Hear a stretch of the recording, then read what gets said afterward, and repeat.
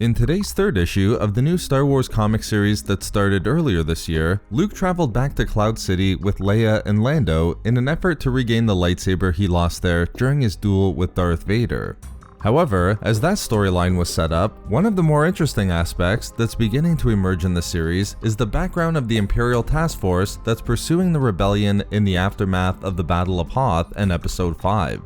Today's issue number 3 revealed a significant amount of information about the fearsome and intense Commander Zahra, and the origins of the Imperial Star Destroyer, the Tarkin's Will, demonstrating why this task force, which was created by Darth Vader himself, was so vicious and unrelenting in its pursuit and destruction of the rebellion. As we learned in the first issue of the series, following the Battle of Yavin, Vader assembled a task force to locate and destroy the remnants of the rebel fleet, and to carry out this important operation, the Sith Lord turned to the fierce Commander Zahra. In doing so, Vader and the Emperor placed a tremendous amount of faith in her, but as we've seen over the course of the first 3 issues, there was good reason why she was given this position. Right from the beginning, there was a sense that she was motivated by a duty to avenge the Death Star, connected to its destruction in a way that made the annihilation of Leia and the rebels her most pressing concern, as seen with her serving on board the Imperial Star Destroyer, the Tarkin's Will. The interesting aspect here is that there seems to be a strong connection between Commander Zahra and Grand Moff Tarkin. This isn't only indicated by the name of the capital ship, but also through her ruthlessness and the genius found in her tactics and command abilities. In the first issue, it was clear Vader chose Zahra due to her abilities as a commander. She single-handedly developed a tactic that trapped an entire rebel cell, which would have resulted in its destruction if not for the intervention of Luke, Leia, Chewbacca, and Lando within the Millennium Falcon. But the interesting aspect is found in the commander's reflection upon the success of her brilliant tactic. As she noted, she told him it would work. Given the name of the Star Destroyer she commanded and her connection to the Death Star as we'll see, I believe this is a reference to Grand Moff Tarkin. Although we'll likely see Zahra's story revealed in the upcoming issues, I have a feeling the commander was an apprentice of Tarkin, playing a role similar to the Legends character of Admiral Natassi Dalla.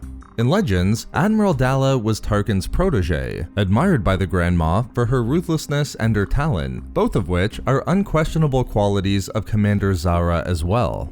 In today's third issue, we again see the commander refer to her mentor, and how their instruction helped to shape her abilities, which doesn't just further increase the likelihood that she's connected to Tarkin, but also adds an additional element of danger to the task force pursuing the rebels.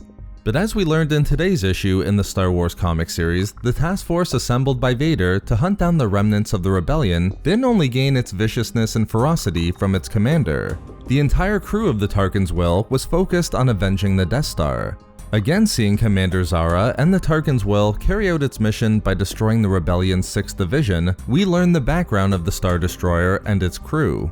When a recently acquired lieutenant suggested they take the opportunity to initiate repairs on the Star Destroyer's hull, which seemed like a pretty reasonable suggestion given that it so clearly had a massive section removed from it, the commander turned to confront the lieutenant's foolishness, asking him why he would suggest something so ludicrous. Clearly not understanding what the Tarkin's Will meant to her and every member of the crew, Zahra explained the capital ship was a memorial to the tragedy of the Death Star itself, an instrument that would pursue vengeance on behalf of everyone who died through its destruction. In a great flashback scene, we learn the Tarkin's Will, which was originally named the Fortitude before being changed by the commander, was stationed at the Death Star during the Battle of Yavin, close enough to be hit by debris when the battle station exploded. The commander then explained that although the Fortitude was originally intended to be recycled for scrap, when Vader placed her in charge of destroying the Rebel Armada, despite him offering her any vessel in the Imperial fleet, she chose the Fortitude, renaming it and repairing it enough for her task, but keeping the damage to the hull to remind them of their loss and search for vengeance. Even more, Zahra then revealed every member of the crew was personally handpicked by her, with all of them having lost someone close to them when the Death Star was destroyed. Then, demonstrating the fervent loyalty the crew had to their mission, when prompted by their commander, the entire bridge confirmed they would never forget those they lost.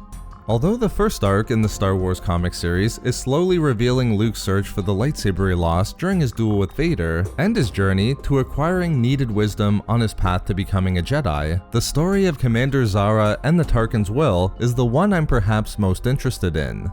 While we don't yet have confirmation of who exactly the commander's mentor is, it would be great to see Tarkin's protege pursue the rebellion during the events that precede Episode 6.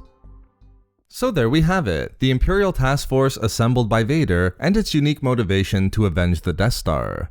Thank you very much to all of the Patreon members of Star Wars Reading Club, as your support is so greatly appreciated. You can find all of our social media links and a link to our Star Wars gaming channel in the description below for updates and even more Star Wars content. We love making these videos, so why not subscribe for more fun Star Wars theories and discussions. Also, if you enjoyed the video, think about giving a like or leaving a comment. If not for me... For proteges.